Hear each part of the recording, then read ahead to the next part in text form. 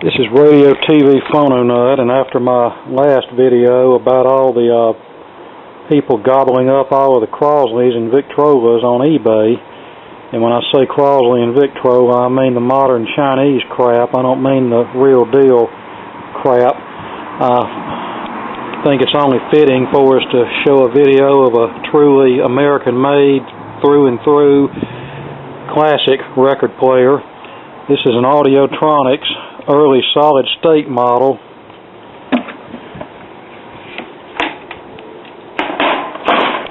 Nice wooden case. It's covered, and the covering's still staying in place. The glue's not letting go like you see on the Crosley junk. About every Crosley I see, the glue's turning loose on it, and the covering's coming off. But anyway, this is a Model 300T Classroom Tutorette Language Lab all transistor record player. Has a microphone input, volume control, treble control, power and bass, auxiliary input, headset jack. Have a pause control here, a little post that lights up to indicate that it's turned on. Nice metal tone arm with an 89T plug-in cartridge. Nice metal turntable platter, metal motor board. Nice drive system,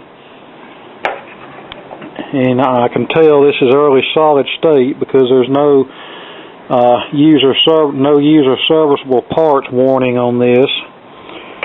And if you look on the bottom here, it still has the removable bottom cover that the tube models had. Once they really got going good with producing solid state record players, they just did away with the tube cover and just stapled a screen over the bottom of the record player for ventilation. So yeah, this is an older one. This is an early one. Now let me open it up, show you what the inside looks like. You're going to love this. And there's our operating instructions inside the lid. And here's the part you're going to love. A solid state amplifier that's wired point to point on a metal chassis, no printed circuit board. We have a couple of PNP germanium RCA TO3 cased output transistors. Look at that. All American made, right down to the parts that are under the chassis. I'll let you look at that for a few seconds.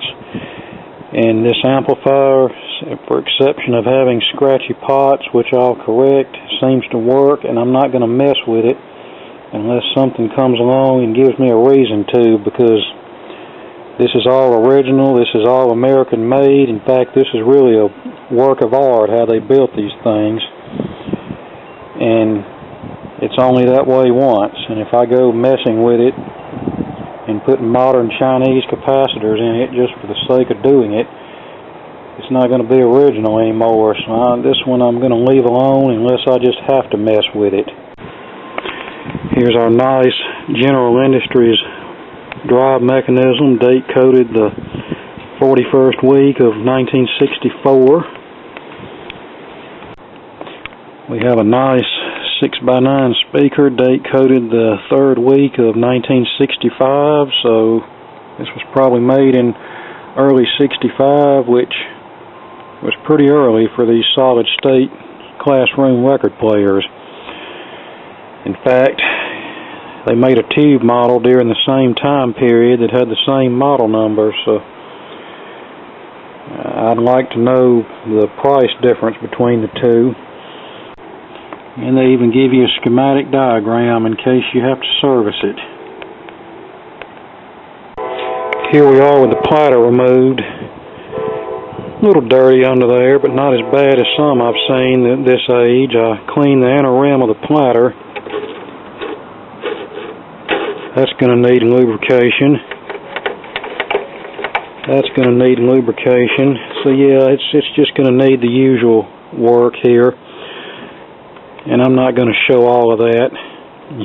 You've seen me do that 100,000 times. I'll just show you when it's done. Okay, we're just about done. Got the spindle all lubed up. It's nice and smooth. Got all the mechanism clean and lubricated.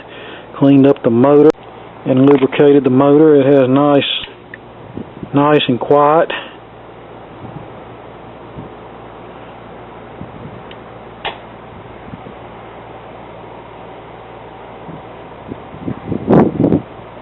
Has good spin down time. Now I'm about ready to reinstall the idler wheel, which is a 1490-01. It'll probably eventually get replaced, but for now I treated it with the rubber renew and it should be okay for a while.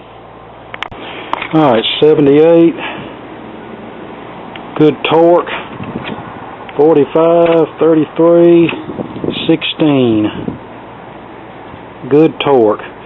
Now, this has a pause control on it, but it's not the kind with a brake to instantly stop the turntable when it's pressed. The later ones had that, but not these older ones.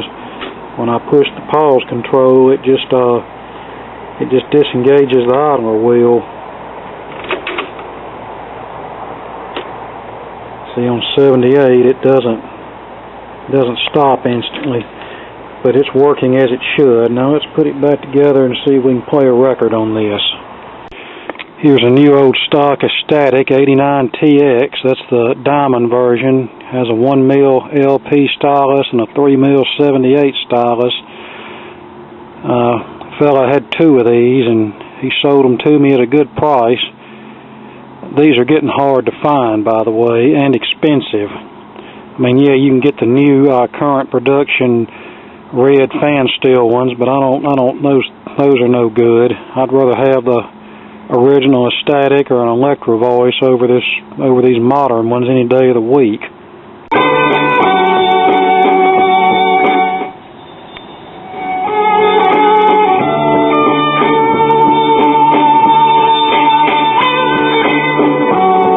Good high end.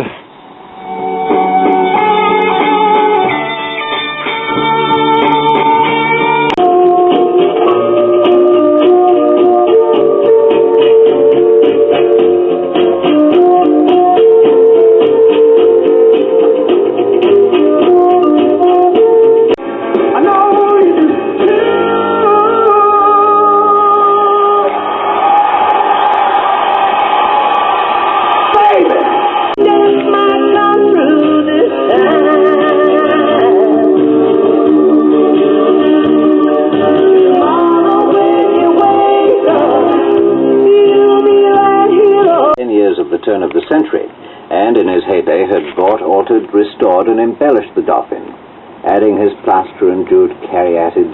Call the police! Hurry, hurry, won't you call the police? Quick, quick, quick, call the police! Hurry, hurry, the guy has stole my gal from me. Elijah was a wooden Indian standing by the door. He fell in love with an Indian maid over in the antique store. Alright, there you go. It sounds nice, and I'm not going to recap the amplifier just for the sake of doing that. It's like I've already said. This is an all-original, American-made, through-and-through record player, and it's only that way once. So if it's working fine, then I might as well keep it that way. And no, this is not going to be for sale. I'm hanging on to this one. And quite frankly, if I did try to sell it, it would be more than the $39 Crosley Cruiser, so that would knock most people out of any kind of interest in this. All right, more to come later.